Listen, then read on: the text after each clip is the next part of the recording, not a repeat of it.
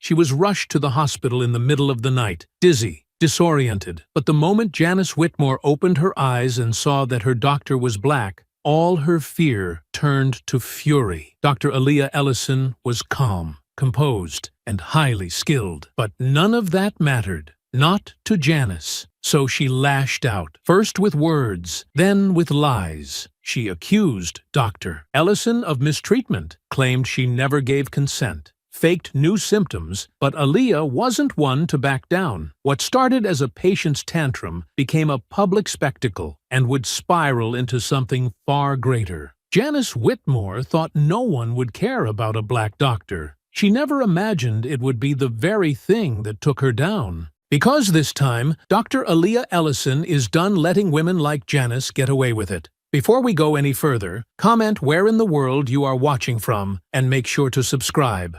The fluorescent lights buzzed low and steady above the polished linoleum as Dr. Aaliyah Ellison moved swiftly through the third-floor corridor, her white coat flowing behind her like the tail of a commander's uniform. There was a quiet rhythm to her steps, practiced but never hurried, her tablet held firmly against her chest, her focus razor-sharp, though softened by the warmth that always settled behind her eyes. Around her, the hospital pulsed with its usual tempo, machines beeping faintly behind closed doors, stretchers rolling by with murmured updates trailing in their wake, and nurses moving like choreographed current through the sterile hush. Here, amid the constant flux of life and fragility, Aaliyah reigned with a calm no textbook could teach. She had earned it, every fraction of it. The years of med school, the grueling residencies where sleep became myth, the long nights alone with research articles,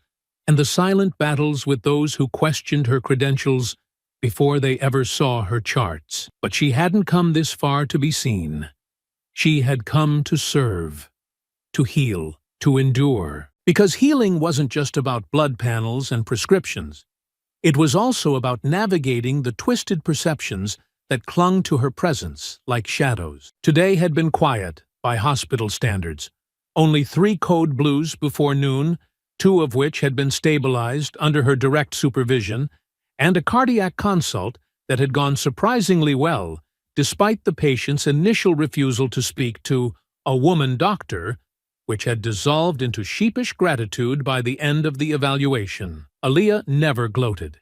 She simply documented, adjusted medications, ordered follow-ups, and moved forward. She paused at the nurse's station, scrolling through a patient's file with one hand, while the other reached for her coffee.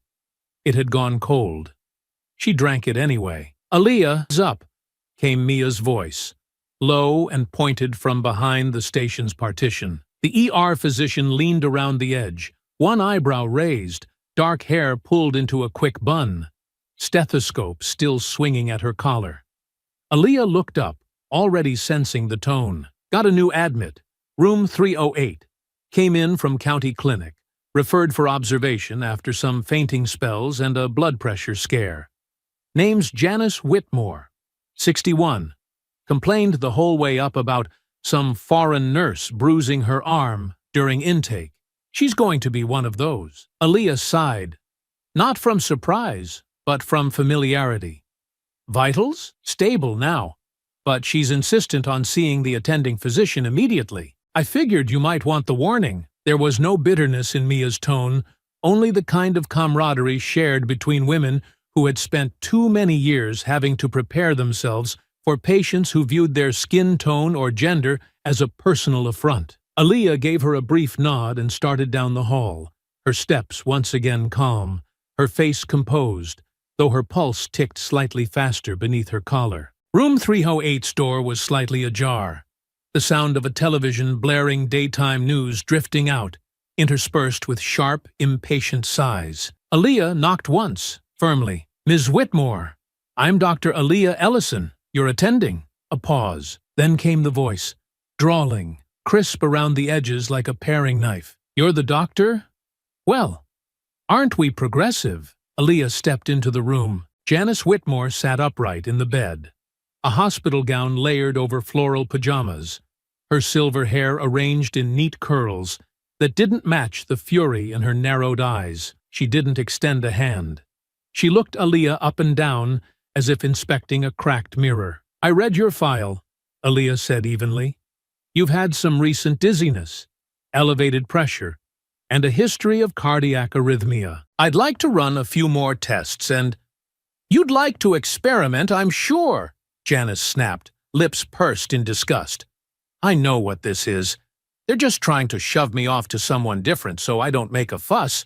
I won't be treated like a charity case." "You're not a charity case, Ms. Whitmore," Aaliyah said, her voice soft but unmoving. "You're a patient. My only priority is your health." Janice let out a sharp, humorless laugh. "Right. And next, you'll be telling me you went to a real medical school." Aaliyah didn't flinch. She had heard it before, in tones kinder, in words more veiled, but the poison always tasted the same. She turned to the monitor, adjusted the cuff on Janice's arm, and began typing into her tablet with practiced precision. Her silence was not defeat. It was restraint. "You don't have to like me," she said finally, not looking up, "but you do have to let me help you." "I'll be speaking to the hospital director," Janice said curtly, pulling her arm back. "I'm sure you will," Aaliyah said, her voice as cool as glass. And with that, she exited the room, letting the door click quietly behind her. She didn't have to see Janice's expression to know it hadn't softened. Back at the station, Mia raised an eyebrow. "How bad?" "She's going to be a problem," Aaliyah said, sipping her cold coffee again, "and she's not here for healing." Then she turned back to her notes, the calm of her face belying the knot beginning to tighten in her chest. She had treated worse. She had survived worse. But this wasn't going to be one of those patients who left in peace. No, Janice Whitmore was going to stay and fester. The morning had barely broken over the skyline when Aaliyah returned to the third floor. The haze of pre-dawn filtered through the narrow windows, casting long shadows across the corridor. Nurses were changing shifts, passing clipboards, speaking in hushed tones as the building exhaled from the chaos of the night. For Aaliyah, there was no pause, no reset, only the continuation of what had already begun. She glanced at her schedule, but her eyes drifted instinctively toward room 308. Something in her gut refused to be silenced. Janice Whitmore's name blinked on her chart, unchanged since the night before.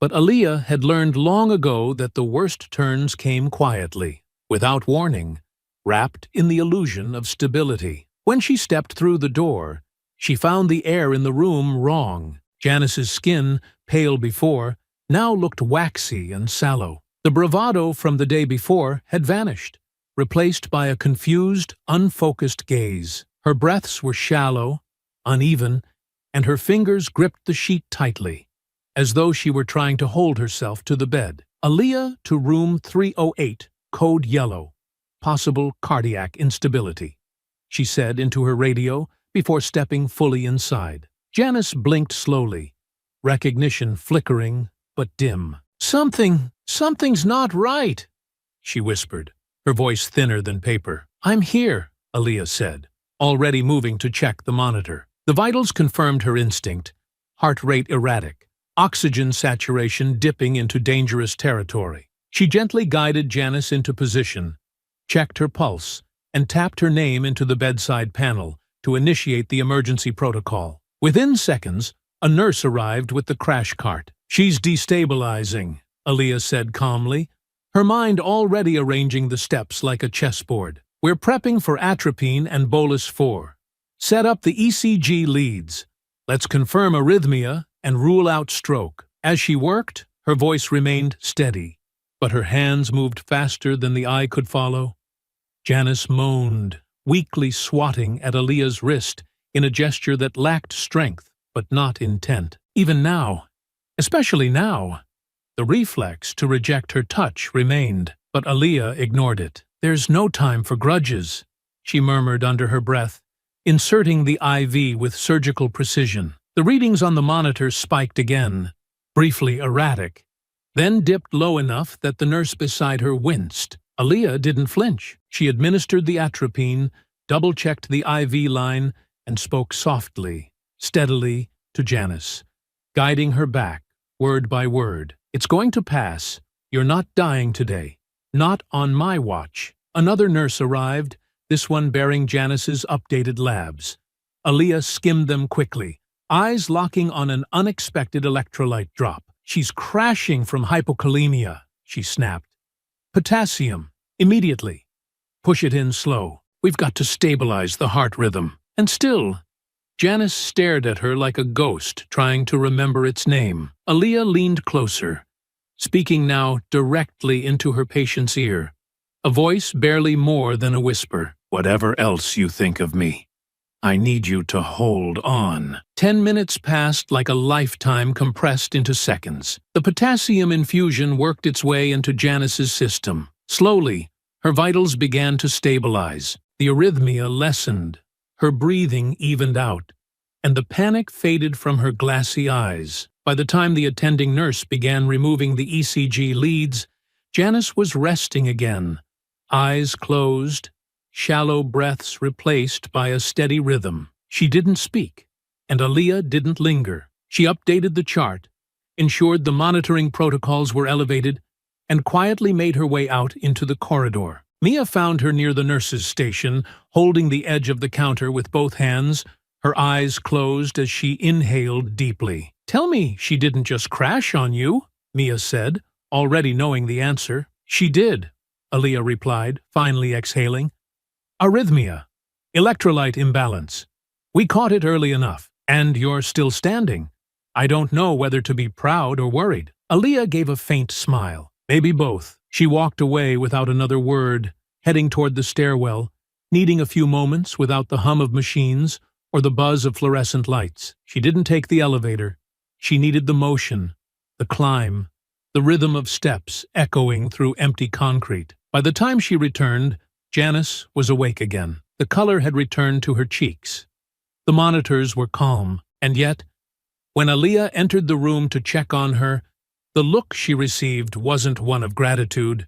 It was suspicion, sharpened by something darker. Janice turned her head slightly on the pillow, eyes narrowing. "What did you give me?" Aaliyah paused, just long enough for the silence to stretch. "I stabilized your heart. You went into early cardiac distress. You're recovering now." Janice sniffed. "I didn't ask for your hands on me. I told them I wanted someone else, someone normal." Aaliyah's jaw tightened for the first time, but her voice remained even. "You almost died, Ms. Whitmore. There wasn't time to call for preferences. I think you wanted something to go wrong, so you could play the hero." There was no anger in Aaliyah's eyes, only something colder, more resolute. "I don't need to play at anything.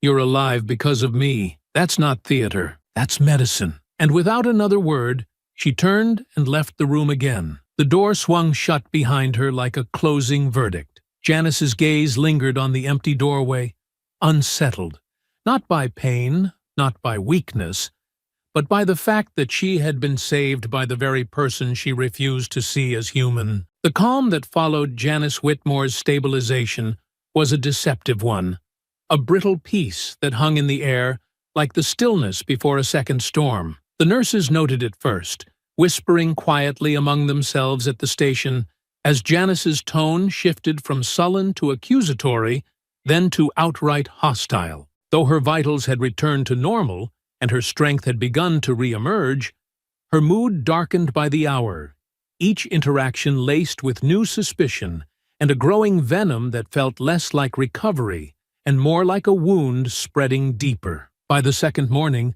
Aaliyah approached room 308 with the weight of something unspoken pressing against her chest. The day's rounds had already brought her through a cluster of new patients, each grateful, each handled with clinical precision, and a touch of calm reassurance that had become her quiet signature. But this room, the one bearing Janice's name, felt different. Not difficult, not dangerous, just poisoned. She knocked once before entering. Janice sat upright this time, arms folded across her chest, eyes sharp and waiting, like a predator pretending to sleep. The television blared an early morning talk show no one was watching. She didn't look up. "Good morning, Ms. Whitmore," Aaliyah began, voice steady as ever. "I'd like to do a quick follow-up. Review your progress, and schedule discharge prep if your labs hold stable." Janice didn't move. "I didn't give you permission." Aaliyah paused just inside the room, processing the words with quiet clarity. "Permission for what?" "To touch me. To do any of what you did. I didn't consent to your little treatment. And now I'm speaking with an attorney." Aaliyah blinked once, then crossed calmly to the bedside monitor, scanning the readouts. "Your consent was noted in the intake forms and again verbally when I first examined you. During your cardiac episode, you were unconscious. Emergency protocol allows for immediate intervention under implied consent." "I don't care what your hospital handbook says," Janice snapped, finally turning toward her. "I want it on record that I did not approve of your hands on me. I want it on record that I didn't feel safe, that I still don't." There was a beat of silence in the room, thick enough to be felt in the lungs. Aaliyah's hands stayed by her sides, her shoulders square, her voice unshaken. "You were dying, Ms. Whitmore. The procedures that saved your life were medically necessary and administered within legal and ethical guidelines. Any physician would have done the same." Janice scoffed, her lips curling. "But it wasn't any physician, was it? It was you. You and your agenda. Don't think I haven't noticed the attitude, the way you look at me like I'm beneath you." "I don't think you're beneath me," Aaliyah said softly. "But I do know I stood over you when your heart faltered, and I made sure it kept beating. That doesn't give you a free pass."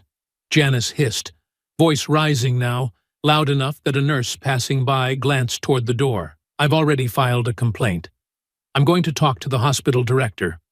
I want you off my case, and if he doesn't do anything, I'll sue this entire place into the ground." Aaliyah remained silent for a long moment, not because she didn't have words, but because choosing the right ones had always been the difference between enduring and inviting fire. "I'll note your request in your chart," she said finally. "But until another physician is assigned, I remain responsible for your care." "No, you're not," Janice barked. "You're not responsible for me. You never were. I'm not some charity case you get to fix for a gold star. I've never once viewed you as a charity case," Aaliyah replied, this time letting the edge in her voice surface.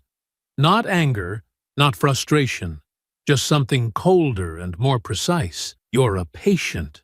One of many. But the difference is, you are the only one trying to rewrite the truth because you can't stand who it was that saved you." Janice's mouth opened in indignation, but nothing came out at first. A moment passed. Then she snapped, "Get out!" Aaliyah nodded once. "I'll ensure another physician sees you this afternoon. In the meantime, you'll remain under observation." She turned and walked out without waiting for a response, the door clicking shut behind her.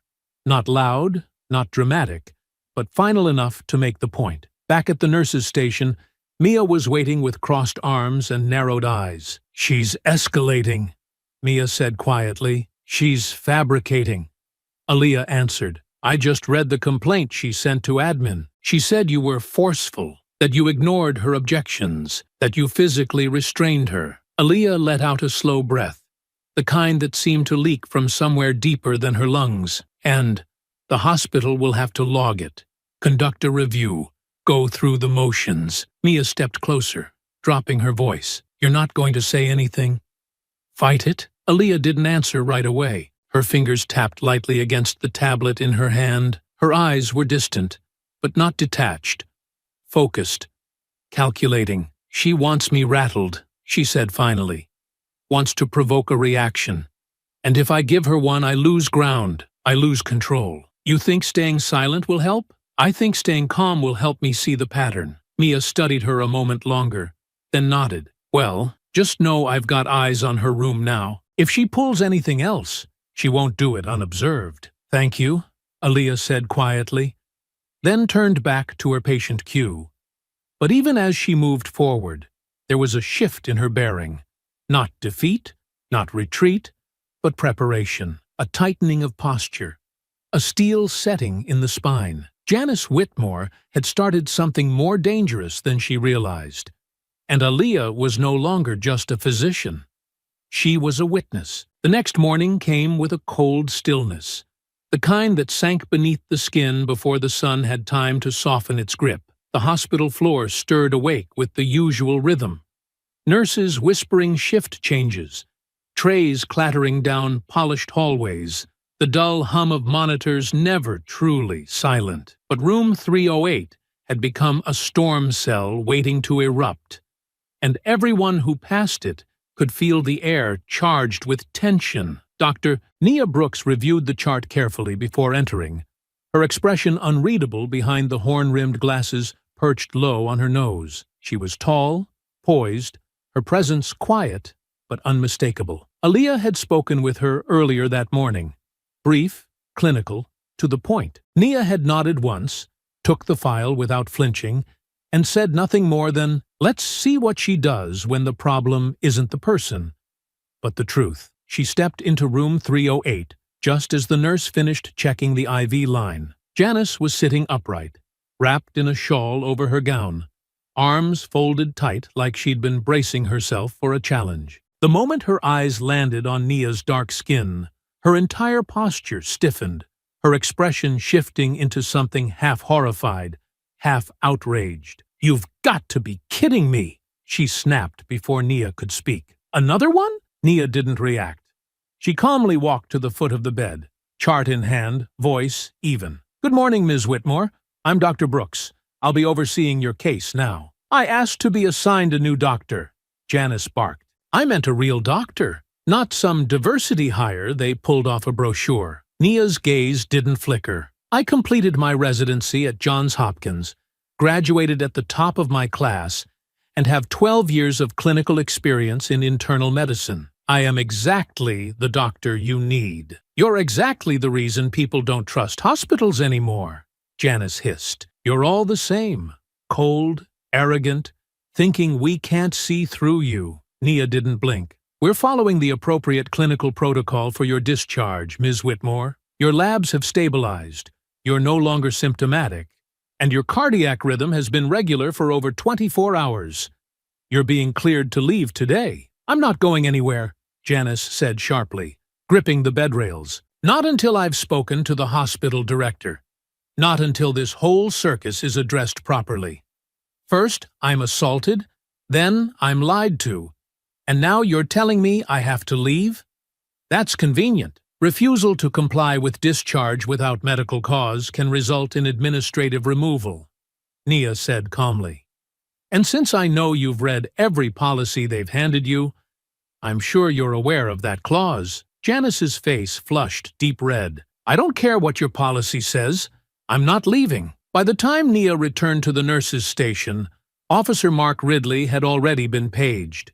He arrived within minutes, tall, broad-shouldered, quietly authoritative, with the look of someone who'd seen every variety of human behavior and had long since stopped being surprised. He listened as Nia and the head nurse explained the situation, then reviewed the file himself, flipping through notes with practiced patience. "She's fully stabilized?" he asked without looking up. Nia nodded. "No reason to keep her. She's refusing discharge purely out of spite, possibly to build some kind of paper trail for a legal complaint." Ridley closed the chart, handed it back to the nurse, and pulled out a small black folder from his belt. "I'll give her the courtesy of a verbal request. After that, we follow protocol." When Ridley stepped into the room, Janice didn't look afraid. She looked triumphant. "Took you long enough," she said sharply. "Maybe someone around here still knows what authority looks like?" Ridley didn't return the tone. His voice was calm, procedural. "Ms. Whitmore, per hospital policy and medical authority, you've been discharged. I'm here to escort you to the front lobby, where transport can be arranged, or where you may call for your own. We need the bed, and you're no longer under active care." "I'm not going," she said, tone sharpening. "If you remain non-compliant," he continued evenly, "we will initiate removal under Code Gray Protocol, which allows for non-medical ejection of patients, creating administrative obstruction. You'll still be free to file any formal complaints through hospital legal, but you cannot remain in this facility without a medical need." Janice's face twisted, not in fear, but in bitter frustration. The outburst came next, exactly as Aaliyah had predicted it would. A burst of yelling, accusations hurled at no one in particular, hands waving as though trying to summon sympathy from the fluorescent-lit walls. The noise brought nurses from down the hall. A few visitors nearby paused, startled by the commotion. Aaliyah, standing just out of sight beyond the station, heard every word. She didn't move, didn't approach. She didn't need to. Her absence was louder than her presence would have been. In the end, Janice allowed herself to be escorted out under protest, muttering threats about lawsuits, discrimination, and the media. Ridley never touched her. He didn't have to. He simply walked with her, a quiet wall of unbending authority that refused to argue or rise to bait. Once they reached the front lobby, he watched her vanish through the glass doors with the same impassive gaze he used for cardiac alarms and administrative lockdowns. Back upstairs, Nia looked at Aaliyah from across the nurses' station and gave a single nod. "She's gone," she said. Aaliyah returned it. Not for long, and both of them knew, even without saying more, that this wasn't over. Janice hadn't left defeated. She'd left with a plan. The sun had barely warmed the city's concrete bones when Aaliyah stepped out of her car and crossed the glass threshold into the hospital's main atrium. Her white coat hung from one arm, tablet tucked close, stethoscope curled neatly into the crook of her elbow. The lobby hummed with its usual dissonant rhythm. Volunteers rolling carts of tea and magazines, patients pacing nervously near the front desk, and nurses weaving through conversations with quiet urgency. It should have been an ordinary morning. But the voice that broke through the din was anything but. "I want the hospital director out here. Now! This is outrageous. I have rights." The moment Aaliyah heard her, before she even saw her, her steps slowed, her breath cooling behind her lips like steel drawn in anticipation. And then, through the crowd gathering near the information desk, she saw her. Janice Whitmore stood squarely in the middle of the lobby like a protester on a pulpit, clutching a thick manila folder in one hand and a large handbag in the other. Her hair was styled differently now, more deliberately curled, more presentable, as though she had prepared for an audience. She wore a clean sweater, polished shoes, and a look that balanced indignation with theatrical righteousness. The security officer on duty was already trying to de-escalate, but Janice's voice cut through his words like a blade through soft cloth. "I was manhandled out of my room like some criminal," she bellowed. "I have proof, right here. This hospital endangered my life, and I'll take this as far as I have to. Channel 4 already has my statement." Aaliyah felt Mia step beside her, silent for a beat. "She's really back," she said flatly. "Less than 24 hours later," Aaliyah murmured. "Didn't even try to disguise it as coincidence." Mia's voice dropped a notch. "She's not here to complain. She's here to provoke. You know that, right?" "I do," Aaliyah said, her fingers tightening on her tablet, though her face betrayed nothing. "I also know I'm not going to hide." And with that, she stepped forward, weaving calmly through the onlookers until the crowd gave way to the center of the commotion. Janice turned the moment she saw her, her face twisted into a mask of rage and self-satisfaction, as though the villain she had rehearsed against had finally arrived on cue. "Well, look who it is," she said, loud enough for everyone nearby to hear. "The so-called doctor who nearly killed me, and thinks she can get away with it." Aaliyah remained where she stood, perfectly still. Her voice, when it came, was smooth and measured. "Ms. Whitmore, this is a public area. If you have a formal complaint, it can be filed through the hospital's legal office. But you are no longer a patient here, and your presence is disrupting operations." Janice laughed, sharp and bitter. "Disrupting? You assaulted me under the pretense of care, then threw me out when I started asking questions. And now you want me to just walk away?" "No one assaulted you," Aaliyah replied, her voice cutting clean through the noise. "Your condition was treated in accordance with medical protocol.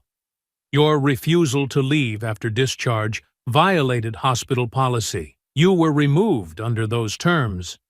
There is documentation for all of it. You're lying, Janice hissed, her words no longer theatrical. Now they were trembling with something hotter, something more dangerous. You think just because you hide behind a white coat and big words, people don't see what you really are? The silence that fell between them was instant and heavy, the crowd frozen in the moment. Aaliyah didn't respond.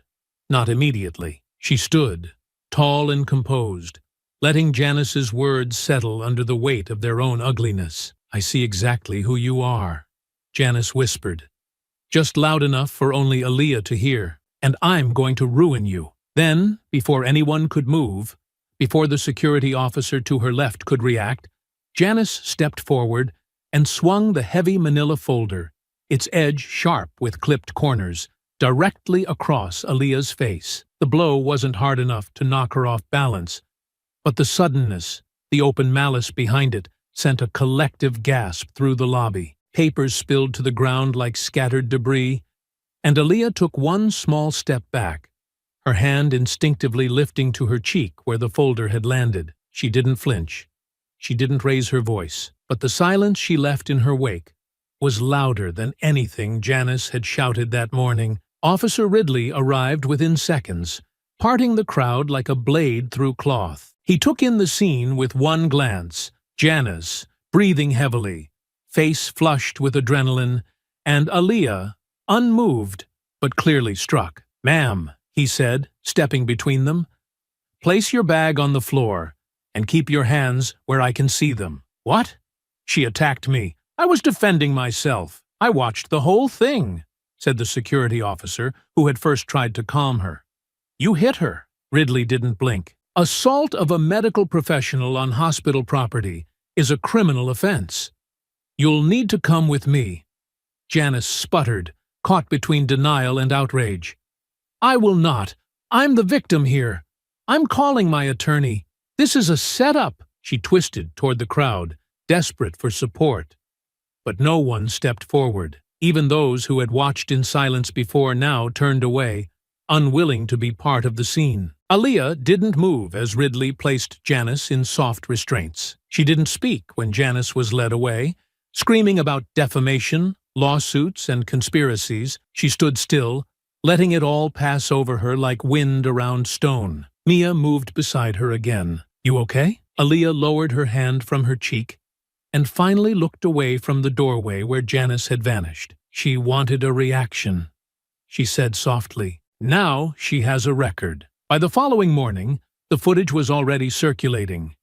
Grainy cell phone video captured from the lobby, showing Janice Whitmore mid-tirade, papers flying, her hand swinging toward a calm, motionless figure in a white coat. The clip was short, no more than 20 seconds, and while it confirmed the assault clearly to those who understood context, it wasn't the full story. It never was. Online, the narrative was already spiraling. Headlines danced across screens. "Elderly woman claims abuse by doctor.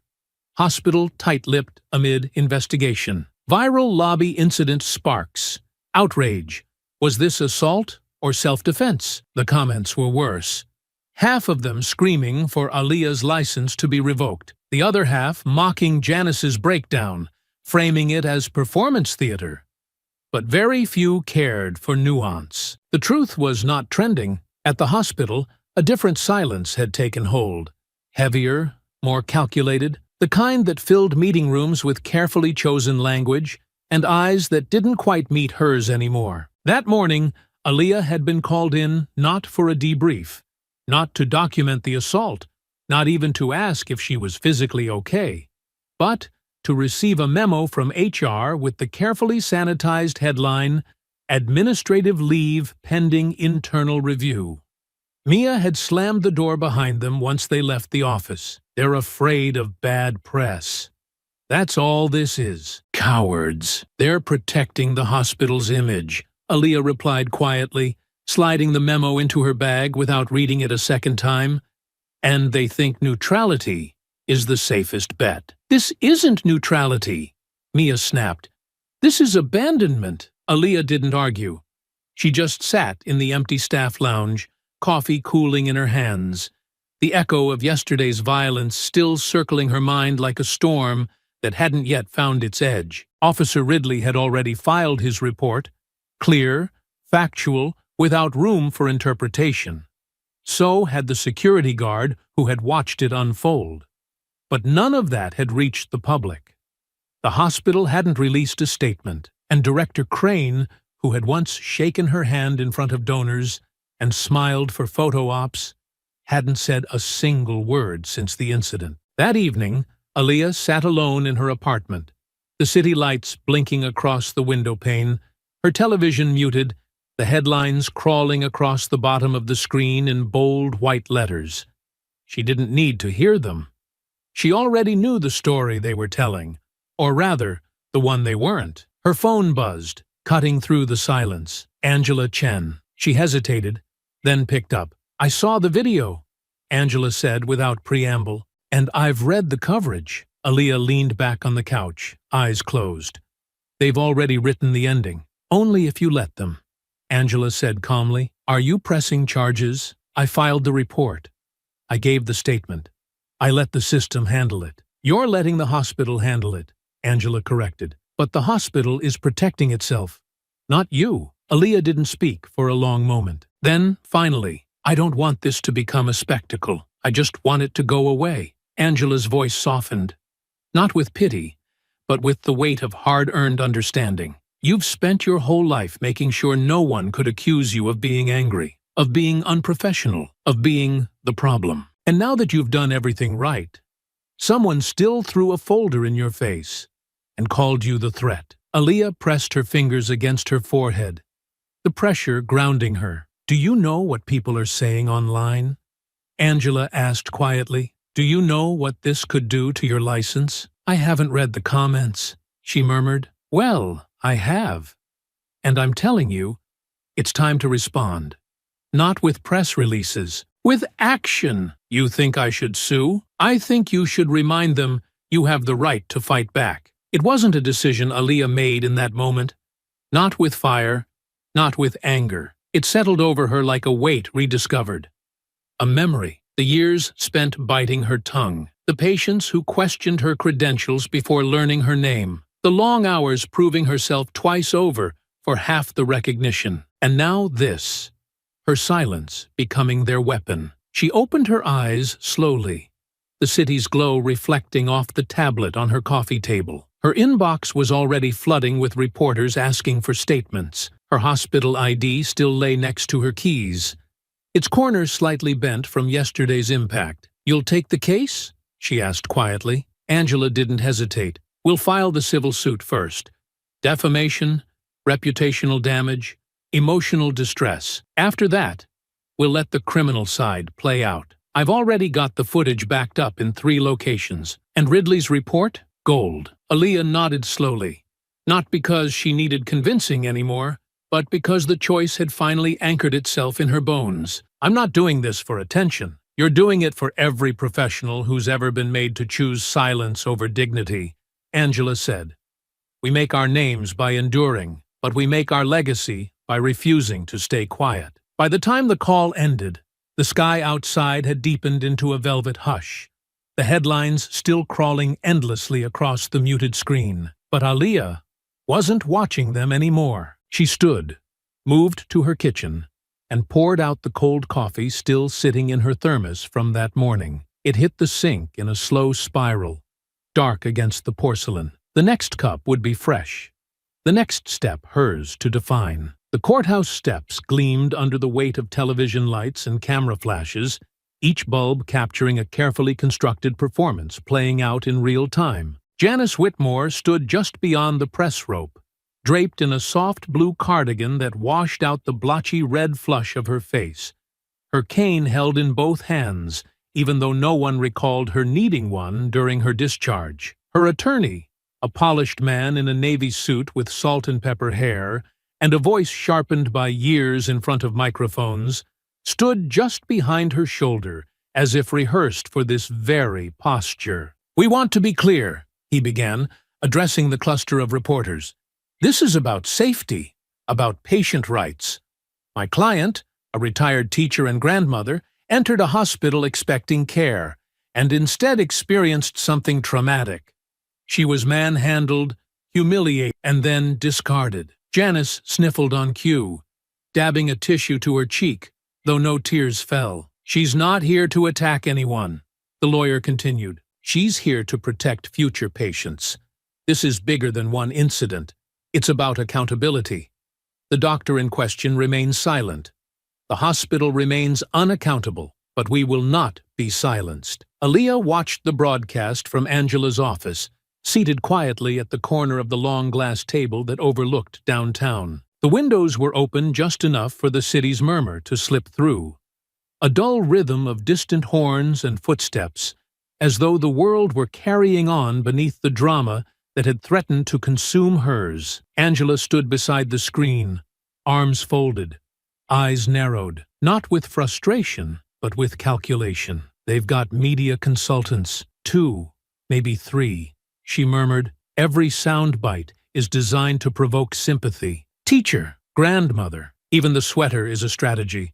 Pastel colors test better with conservative audiences, makes her look delicate, harmless." "She's not," Aaliyah said softly. "No," Angela replied. "But perception isn't about truth. It's about design." The silence between them stretched. Then Aaliyah spoke again, her voice more distant now. "It's strange. I saved her life. She knew it, felt it. But now, she walks into interviews pretending I'm the one who endangered her." Angela's gaze didn't waver. "She's not pretending. Not fully. The type of hate she carries needs to believe itself righteous. She needs to be the victim. Or else the lie collapses. And the hospital still hasn't said a word." "They won't," Angela said. "Not unless they're legally forced to. They're more afraid of being named in your countersuit than they are of the press." "That silence? That's strategy, too." Aaliyah's eyes drifted toward the muted footage playing again on the television. This time, a panel of pundits dissecting the incident without context, debating everything from professionalism to hospital bias to the troubling optics of physician conduct. None of them were doctors. None of them had read a chart, but all of them had opinions. "I was calm," Aaliyah said, "every second of that day. I followed protocol. I documented everything. She refused discharge. She struck me. There were witnesses." Angela nodded. "And now it's time to use every one of those facts." She turned and opened a case folder on the table, sliding forward a still frame pulled from the hospital's security footage. Janice, mid-swing, arm blurred in motion. The timestamp burned clear in the corner. "We'll submit this, along with Ridley's incident report, his body cam audio, and the security guard's written statement. But more importantly, I've subpoenaed all her prior hospital records." Angela flipped to another section of the file and tapped her finger on a page. This isn't her first complaint. It's not even her second. She's filed formal grievances at 2 other facilities, one dismissed entirely, the other flagged for manipulation of information. In both cases, the attending doctors were people of color. Aaliyah straightened, the quiet burn in her chest sharpening. "You're saying this is a pattern?" "I'm saying it's a strategy," Angela replied. "One she's used before, but this time, she chose the wrong target. And we're going to show the court exactly what she's done, who she's done it to, and how this isn't about negligence. It's about narrative." The fire in Aaliyah's chest settled into something steadier. Still burning, but clean, focused. Angela closed the file and looked her square in the eye. "We're not just going to defend you. We're going to dismantle the story she's built piece by piece, slowly, publicly, professionally." "What about the hospital?" Aaliyah asked. "They'll try to stay on the fence," Angela said, "but I've filed a motion to make them release the full footage. Not just the lobby. Every interaction. Every recorded log. Once it's all out in the open, silence becomes complicity, and they know it." Aaliyah leaned back, letting the weight of it all settle against her spine. She had spent her entire career walking lines others never had to consider. Firm, but not aggressive. Direct, but never harsh. Competent, but never intimidating. And even now, With all the proof on her side, the only way forward was to prove it again. But this time, she wouldn't be doing it to keep her job. This time, she was doing it to make sure no one else would have to stand in the same hallway, silent, while someone like Janice rewrote the truth with a louder voice and a longer history of being believed. Angela reached for the remote and finally turned off the screen. "We go to court in 3 weeks," she said. "But the real trial starts now." Aaliyah nodded once, her voice barely more than a breath, but steady, unshaken. "Let's begin." The courthouse smelled faintly of old wood and polished marble, a strange mingling of formality and fatigue, the kind of air that had absorbed decades of whispered pleas, broken confessions, and cold judgments. The corridor just outside the courtroom was quiet that morning, the hush stretching long and taut like the hallway itself, lined with benches too stiff for comfort and windows too narrow for light. Aaliyah stood near the far end, reviewing a final set of notes Angela had handed her. Her suit was midnight black, tailored and pristine, not because she cared about the cameras waiting beyond the courthouse doors, but because it reminded her of who she was beneath the noise. Her hair was tied back neatly, her heels low but sharp, her presence as still and deliberate as ever. But there was something deeper in her posture now, something forged not from silence, but from choice. She heard the voice before she saw her. "I suppose you think dressing like that will make them forget what you did." It came from behind her, no longer echoing through a crowd, no longer cloaked in performative civility. It was smaller now, personal, laced with venom, undiluted by public theater. Aaliyah turned slowly, eyes lifting from the folder in her hand. Janice stood no more than 6 feet away, her posture just a shade too rigid, her expression trying to settle between smirk and sneer. The cane was still in her left hand, though her grip was looser now, as though she was holding it more for show than need. "This hallway is monitored," Aaliyah said evenly, her voice a velvet blade. "If you're hoping to stage another performance, choose your words carefully." Janice laughed, the sound brittle. "I don't need to perform. You've already done the damage for me. Do you think I'm afraid of that courtroom? I've lived in courts longer than you've worn that white coat." Aaliyah took a slow step forward, not threatening, not challenging, just closing the space enough to be heard without raising her voice. Her eyes never left Janice's. "You've built your whole life on the assumption that people will believe you, that your word carries more weight because of the way you look, the way you speak, the way you cry when the cameras roll. And for a long time, that worked. You walked into rooms and twisted facts like they were yours to command, because no one ever dared confront you." Janice blinked, momentarily caught off guard, not by the words, but by the clarity with which they were spoken. "But not this time," Aaliyah continued. "Not with me. You picked the wrong woman." Janice's voice dropped, her anger no longer theatrical. Now it was real. "You humiliated me. You put your hands on me, and then paraded around like a martyr. You think you're better because you wear that white coat and speak in calm little sound bites, but deep down, you're just another angry—" "Finish that sentence," Aaliyah said, her tone suddenly harder than steel. Janice's mouth opened, then closed. "You want me angry?" Aaliyah said, her voice now colder, heavier. "You want me to break that calm so you can wave it around like a flag in court? Tell the jury I'm unstable, emotional, dangerous? That's what you're here for.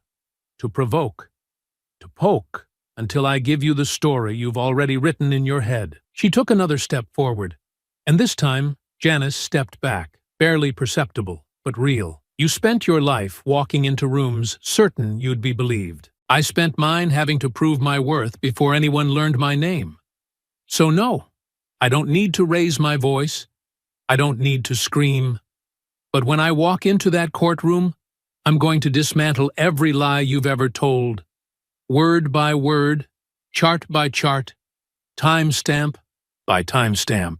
Janice's grip on her cane tightened. "You won't win," she said, But the words lacked certainty now. People like me don't lose to people like you. Aaliyah tilted her head, the calm returning, but now sharpened, honed into something that cut deeper than anger ever could. You've already lost, she said softly, because you don't even know what you're fighting for anymore.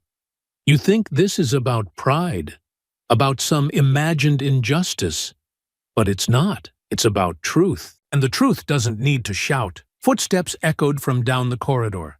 Angela's heels, unhurried but approaching. Janice glanced toward the sound, then back at Aaliyah. I hope you're ready to be humiliated in front of the entire courtroom, she snapped.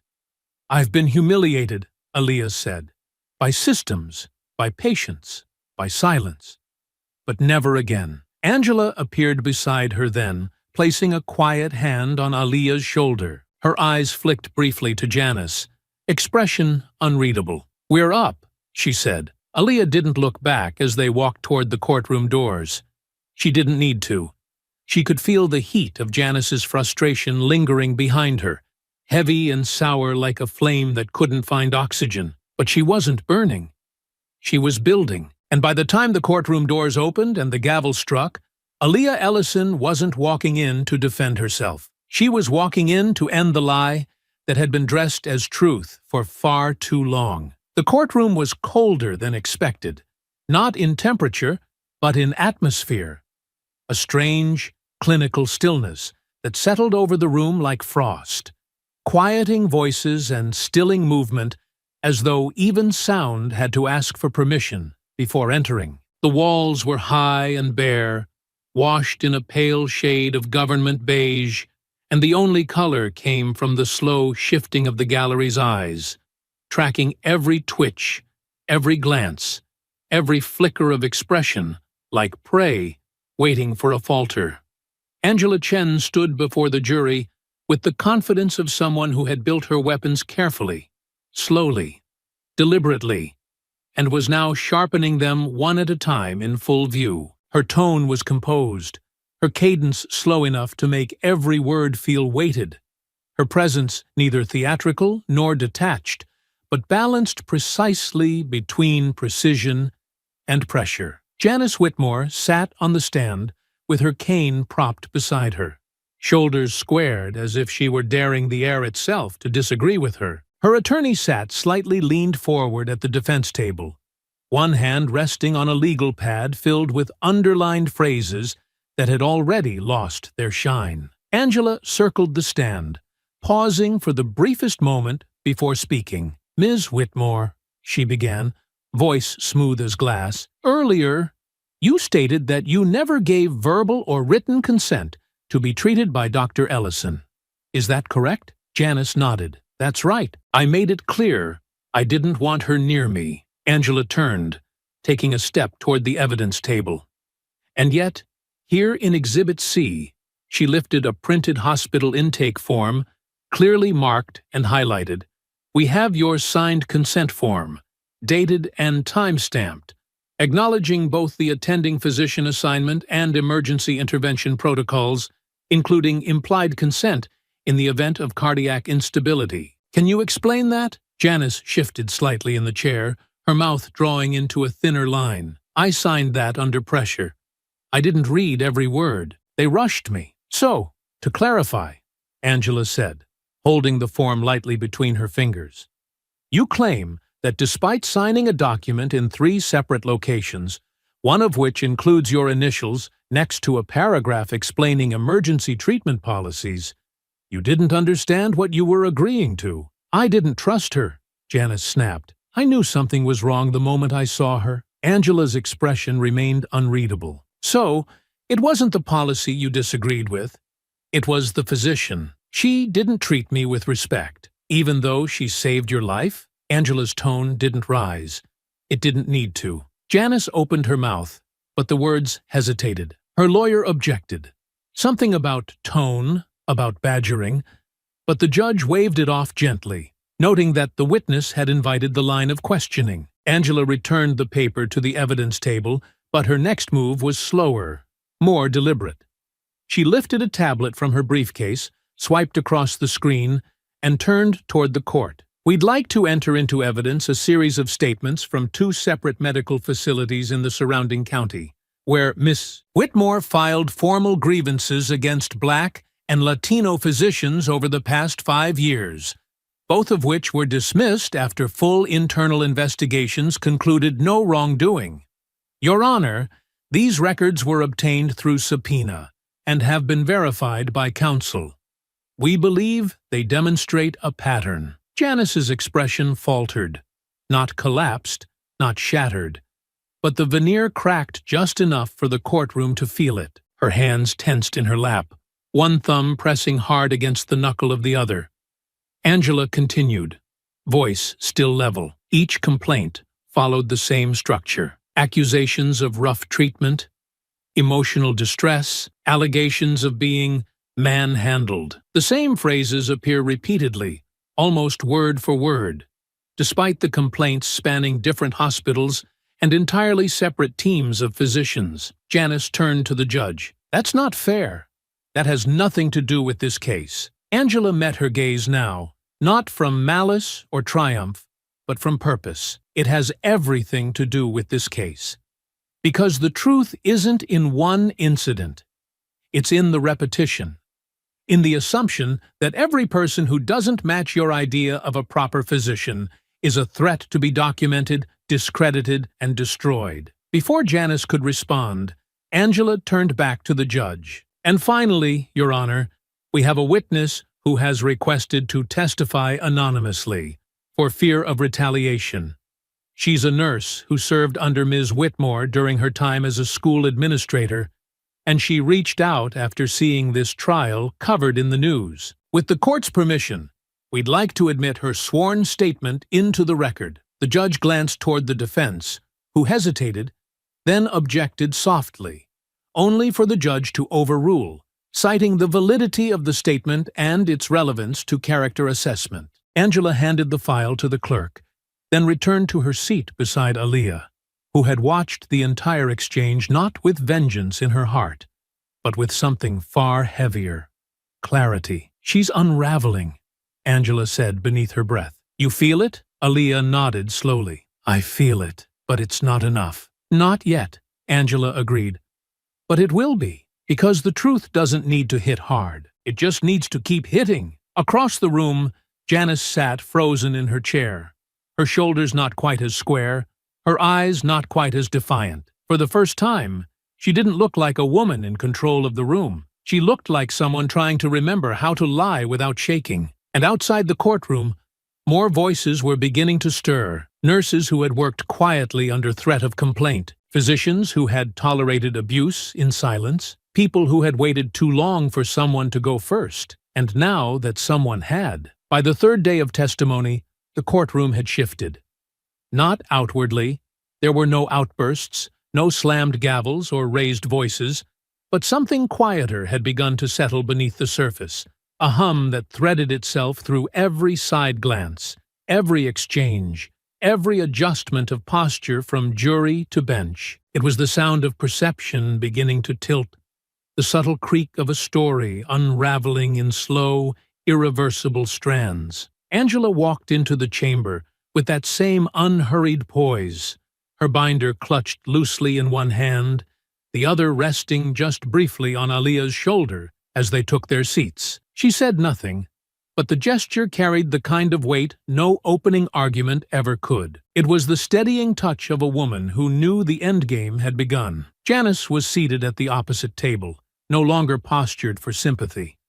Her shoulders sagged just slightly, her face paler than it had been, lips pressed thin to keep from trembling in plain view. Her attorney was still composed, still flicking through notes and case law with practiced detachment, but the space between them had changed. Once tight and defensive, now it stretched awkwardly. Two people no longer certain of the script they'd rehearsed. The judge entered without ceremony.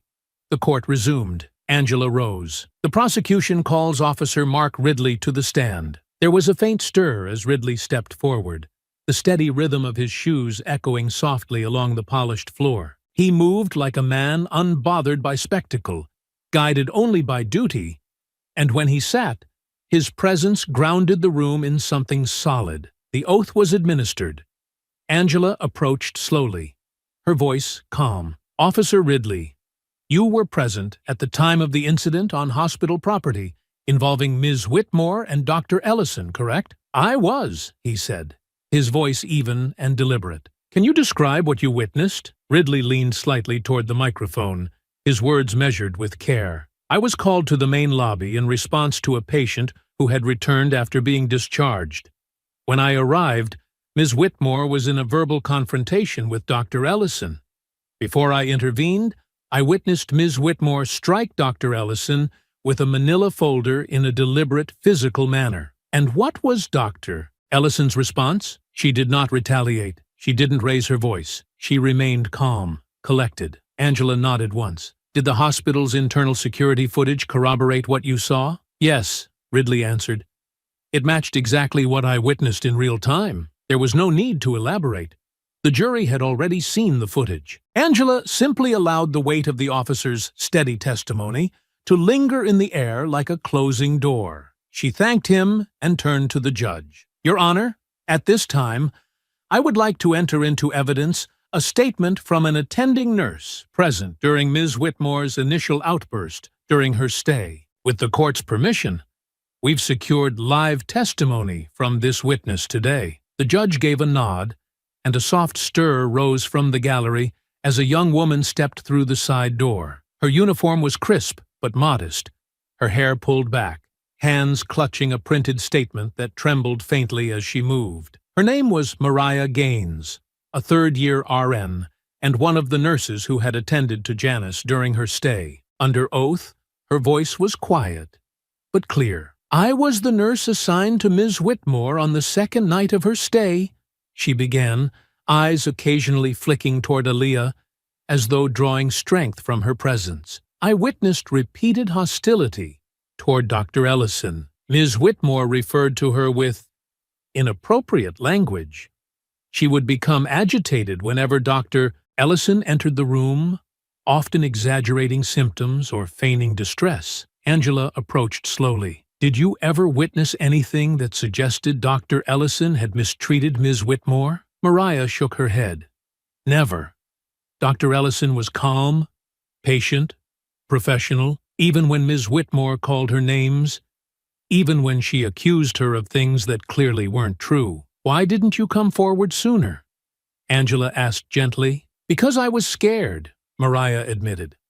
"I'm new, and when someone like Ms. Whitmore threatens lawsuits and storms around demanding to speak to administrators, it's easier to stay quiet. But I knew what I saw, and I knew if I didn't say something now, I'd be part of the lie." Angela didn't press her further. She let the honesty settle, raw and human. And when she turned to return to the table, even the judge's expression had changed, subtle but shifted. As the day wore on, more threads began to pull free from the tapestry Janice had woven. A former hospital administrator testified about prior complaints she had filed. A physician from another facility appeared via video call to describe eerily similar accusations, worded nearly identically. With each voice, the story Janice had crafted began to fray, not with sudden scandal, but with quiet, methodical unraveling. And through it all, Aaliyah sat steady, her posture never faltering,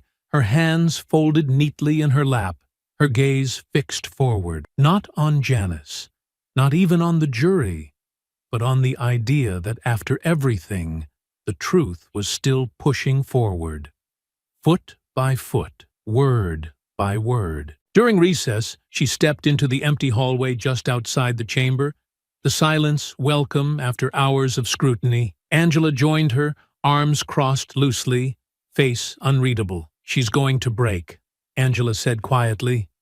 "If not tomorrow, the day after. She's losing the room. She lost the truth a long time ago," Aaliyah replied. "Now she's just trying to remember what it felt like to be believed." Angela turned toward her. "How are you feeling?" Aaliyah exhaled slowly, eyes drifting toward the courtroom doors. "Ready," she said, and in her voice there was no more caution, only resolve. By the time the court reconvened the following morning, the air inside the chamber had shifted from anticipation to quiet inevitability. The crowd was smaller now. Many of the reporters had begun drifting away, sensing that the headline they were hoping for was no longer viable. What remained was something heavier than spectacle.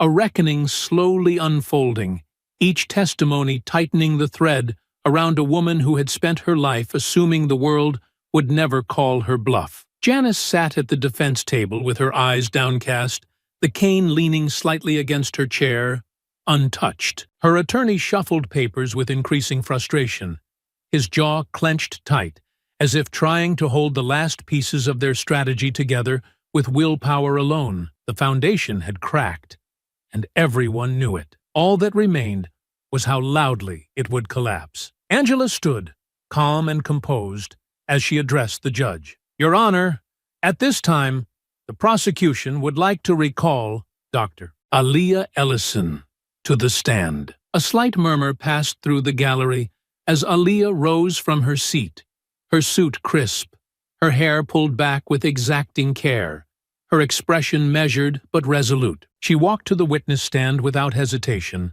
placed her hand on the oath with the quiet gravity of someone who had waited her entire life to speak, not just on her own behalf, but for everyone who had ever swallowed their truth to keep the peace. Angela stepped forward. "Dr. Ellison," she began, "let's return briefly to the morning of the incident. When Mrs. Whitmore returned to the hospital lobby after her discharge, what was your first reaction upon seeing her?" Aaliyah held the silence for just a breath before answering. "I wasn't surprised. I knew she wasn't finished." "And why is that?" "Because people like Miss Whitmore don't walk away quietly when the world doesn't bend to their version of it," she said softly. "She wanted control over me, over the narrative, over what people would believe. And when she couldn't get it through the hospital system, she came back looking for confrontation." Angela nodded. "Did you provoke her?" "No." "Did you raise your voice? Threaten her?" "No." "Did you strike her?" "Never." Angela turned slightly toward the jury, letting the simplicity of the exchange settle before continuing. "When Ms. Whitmore struck you, you remained silent. Why?" Aaliyah's eyes met hers without hesitation. "Because that moment wasn't about retaliation. It was about exposure. Every person watching that lobby saw the truth she was trying to bury. If I had reacted, it would have confirmed every stereotype she came there to ignite. Instead, I let her speak her own truth. And it was louder than anything I could have said." There was a pause, not for drama, but because the weight of the words demanded space to land. Angela turned to the judge. "Your Honor, we request the opportunity to present final visual evidence." A security audio clip recorded by Officer Ridley's body camera during the lobby altercation. The judge gave a short nod. "Proceed." The clip played overhead, projected for both jury and gallery. It was short, no more than 30 seconds, but it captured Janice's voice crystal clear, laced with venom. "You people think you can get away with anything just because they let you wear a white coat." Then the sharp crack of the folder, the audible gasp of the crowd, the calm voice of Ridley stepping in. As the final second played, silence took hold again. But this time, it was not the silence of ambiguity. It was clarity, undeniable, and final. Angela faced the jury one last time. "You've seen the footage. You've read the reports. You've heard the witnesses, both from this hospital and others. Ms. Whitmore's story relies on outrage, not fact, on performance, not truth. And Dr. Ellison, through it all, remained composed, professional, and restrained.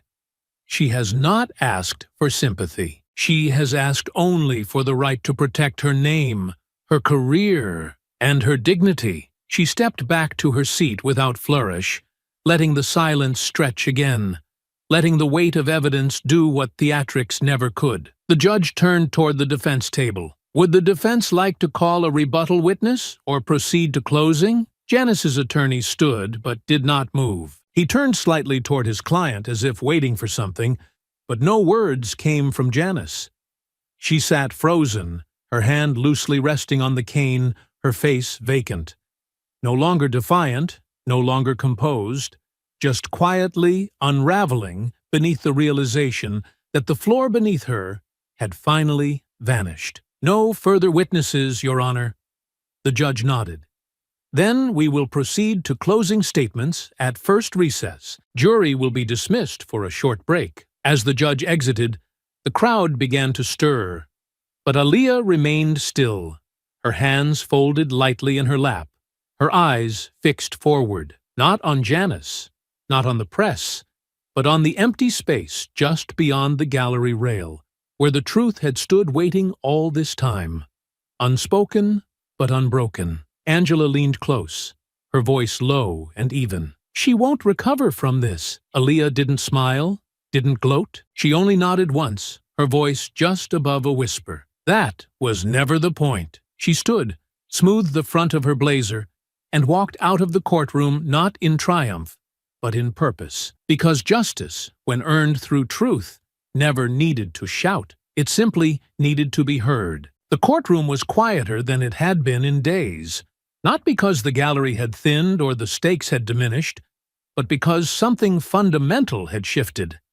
It was no longer about accusation or defense. It was about consequence, about the words that had been spoken, the evidence laid bare, the lives tilted by the slow, deliberate gravity of truth refusing to be buried. It was about consequence, about the words that had been spoken, the evidence laid bare, the lives tilted by the slow, deliberate gravity of truth refusing to be buried. The gallery leaned forward not with curiosity, but reverence, as though everyone now understood the weight of what was unfolding, and knew better than to interrupt it. Janice sat at the defense table with her eyes fixed on a distant point no one else could see, her hands resting in her lap, motionless. The cane had slipped from her grasp hours earlier and now lay against the chair beside her, forgotten. Her attorney glanced toward her occasionally, as if trying to signal something, a final rebuttal, a last-ditch appeal, but there was no response.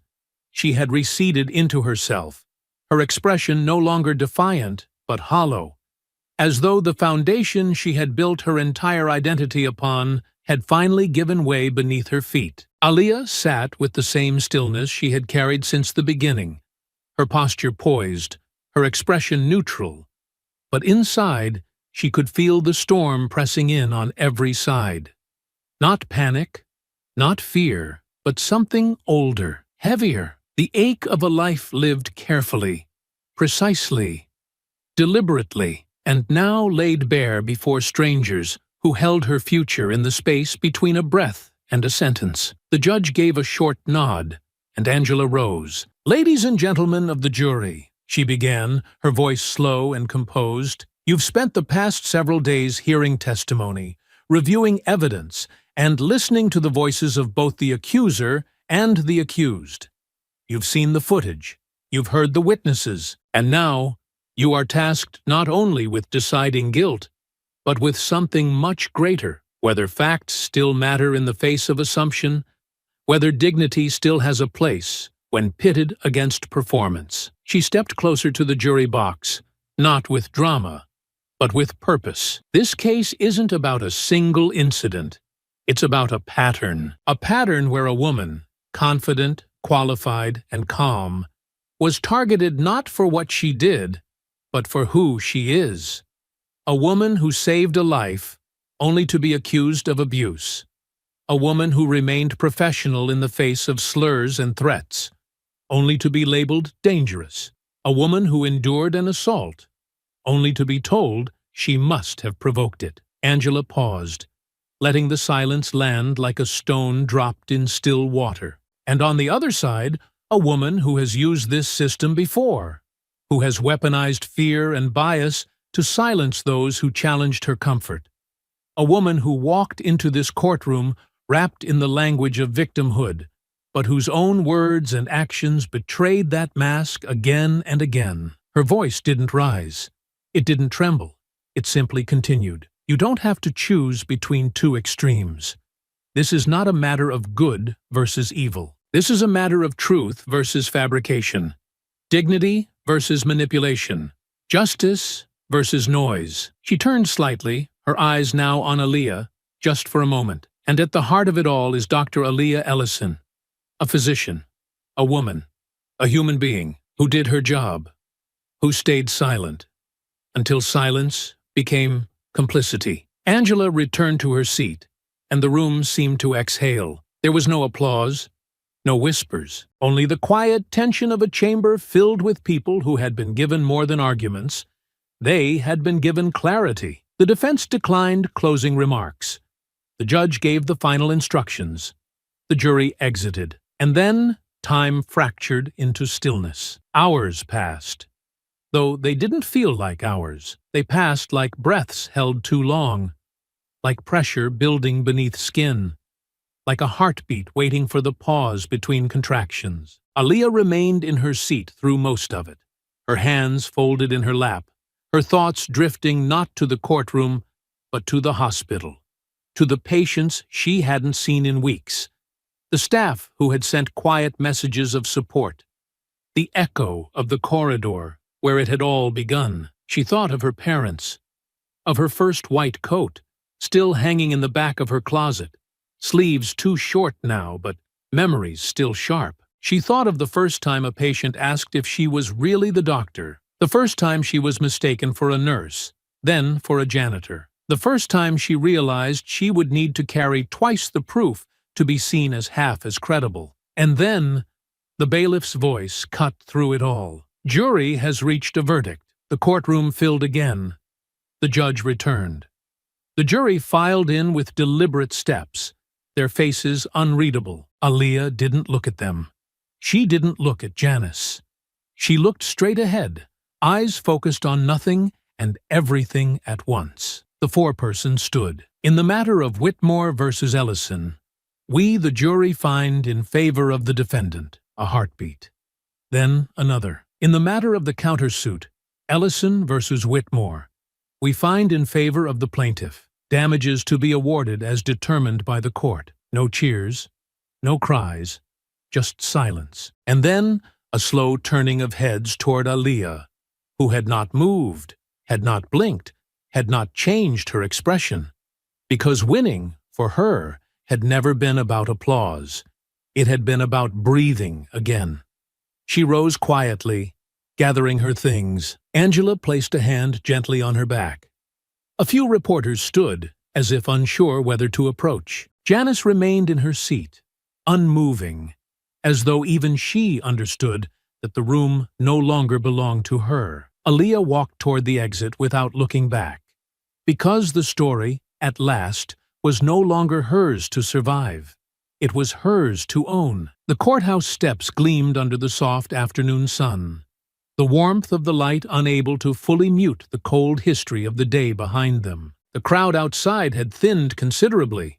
No more camera flashes, no press scrambling for angles, no voices shouting over one another to capture scandal. The verdict had already passed like a storm, and those who came chasing headlines had moved on, disinterested in aftermaths that couldn't be molded into clickbait. But Aaliyah didn't care for the silence.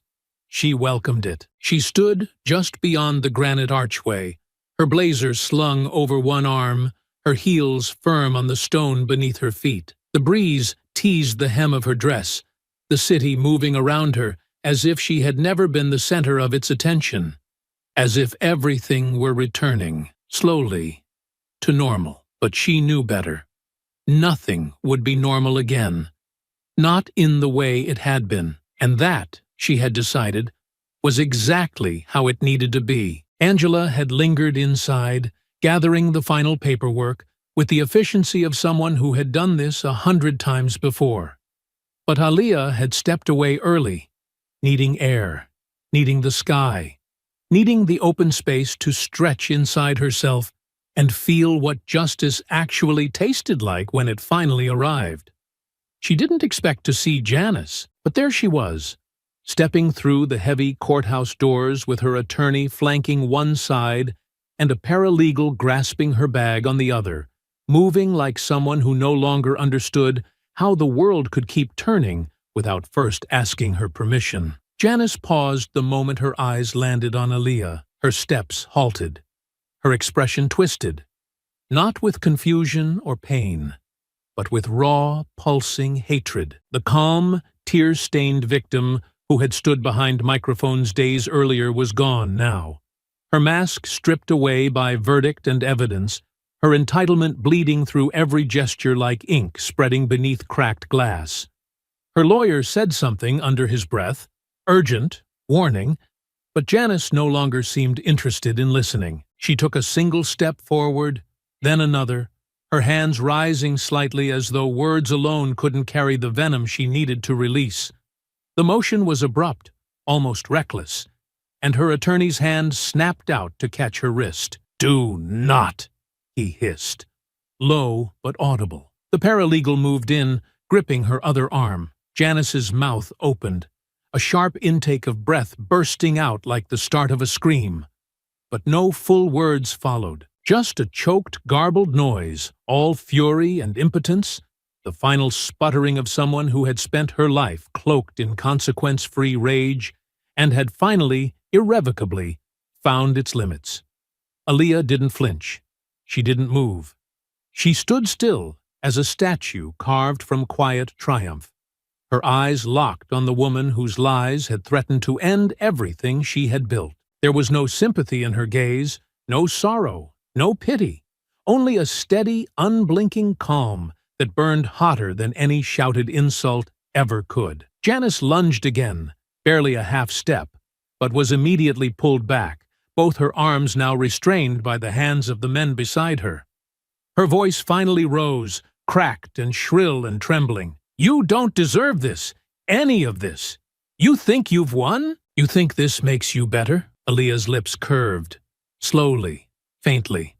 A smile so subtle it didn't reach her eyes, but carried enough meaning to silence the entire street if anyone had been listening. "No," she said, her voice smooth and unhurried. "I don't think I'm better. I just think you finally got seen for what you are." Janice let out a sound, part snarl, part broken laugh, but it held no power now, no sting. Her voice was spent, her energy drained, her body pulled back by those who knew better than to let her spiral again in front of cameras that might still be watching from nearby windows. Aaliyah didn't raise her voice, didn't step forward. She simply tilted her head slightly, her smile remaining in place, controlled, knowing, precise. "You should be grateful," she continued, quieter now, as if the words weren't meant for the lawyers or the crowd or even the city behind them. "Because I could have torn you apart in that courtroom, but I didn't need to.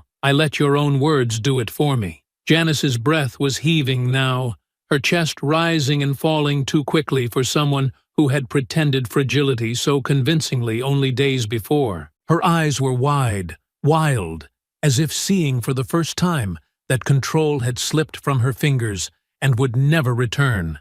And Aaliyah, still motionless, still poised, took one step closer.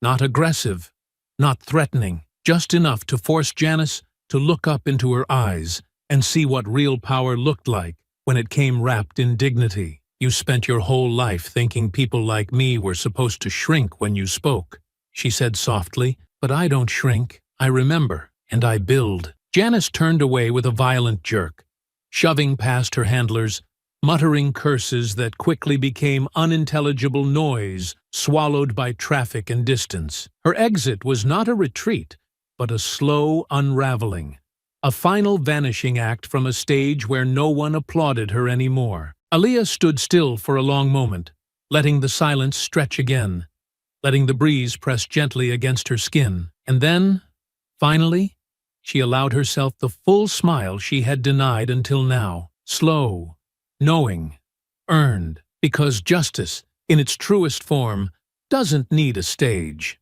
It only needs a witness. The hospital lobby looked almost exactly the same as the day she left it. Sunlight streaming in through tall windows, the scent of antiseptic lingering beneath the faint aroma of burnt coffee, and the low, constant murmur of movement that never truly ceased. Nurses moved through the space with practiced grace. Receptionists tapped away at keyboards behind tall counters, and the rhythm of life, of healing, beat steadily through the walls once more. But for Aaliyah Ellison, everything had changed. She stood near the automatic doors for a moment longer than necessary, her coat folded neatly over her arm, her badge clipped once more to the collar of her blouse, and a silence beneath her ribs that felt less like uncertainty now and more like clarity. She wasn't afraid to be here. Not anymore. There was no weight pressing against her chest, no voice whispering that she didn't belong, no shadow of doubt trailing her through the hallways. This time, she had walked through the front doors not because she had to, but because she chose to. And that choice mattered more than anything. Mia spotted her first. She came from around the corner, clipboard in hand, the edge of a smirk already forming before she spoke. "Look who finally decided to return to the scene of the crime." Aaliyah smiled, her shoulders relaxing the rest of the way. "Scene of the justice, you mean?" Mia stepped closer, pulling her into a quick, fierce hug. "Damn right." They stood there for a beat, the embrace brief but anchoring, before Mia pulled back and looked her over. "You good?" "I'm better than good," Aaliyah said. And she meant it. "I'm clear." They walked together down the hallway, past familiar faces that now held something more than polite nods. Now they carried warmth and respect, and unspoken recognition. Not everyone had known the full extent of what she endured, but enough had watched it unfold in silence, and even more had seen the truth come to light when it mattered most. Harold Crane was no longer hospital director. The board had accepted his resignation quietly but firmly 2 weeks earlier, the pressure from public outcry and internal criticism finally outweighing his ability to remain passive. In his place stood an interim leader, one who, at the very least, acknowledged what had happened without euphemism or delay. And while the road ahead would still demand careful steps, it was no longer lined with the fear of retribution for simply existing. Angela's lawsuit had settled in Aaliyah's favor. The court had awarded damages, and the media had moved on, as it always did, but the impact remained. Janice Whitmore's name had become a cautionary footnote, and her legacy of manipulation, once protected by silence, now followed her wherever she tried to seek sympathy. But Aaliyah had gained something deeper than vindication. She had reclaimed her voice. Later that week, she stood behind a podium at a medical symposium, invited to speak not about the incident, not about the courtroom, but about bias in healthcare, about how systems fracture under pressure, about how truth doesn't always travel with a spotlight, but sometimes walks in through the side door and takes its place at the head of the room without asking permission. She spoke without anger, without venom. Her voice was steady, her words thoughtful, and every sentence carried the weight of experience, the kind earned through fire, but refined through resilience. She didn't name Janice. She didn't need to, because the lesson had never been about punishment. It had always been about precedent. After the symposium, she returned to her office, smaller than she remembered, filled with patient charts and framed diplomas, and a quiet that no longer echoed as loneliness. A new resident had left her a note on the desk. "Thank you for staying. You made room for all of us." She sat for a moment, holding the paper between her fingers, eyes drifting toward the window, where the city pulsed outside in slow, unbothered rhythm. She didn't cry. She didn't exhale with dramatic closure. She simply nodded to herself, folded the note carefully, and placed it in the drawer with her badge, her credentials, and a copy of the verdict now framed on the wall. Not to boast, but to remind, not of victory, but of truth. There would always be another Janice, another challenge, another shadow trying to rewrite her worth in whispers. But now, she had the language, the record, the precedent, and she would never again hesitate to use it. She stood, straightened her coat, and walked toward the door, back into the corridor where it had all begun. And this time, no one looked past her. Everyone stepped aside. I hope you enjoyed that story. Please share it with your friends, and subscribe so that you do not miss out on the next one. In the meantime, I have handpicked 2 stories for you that I think you will enjoy. Have a great day.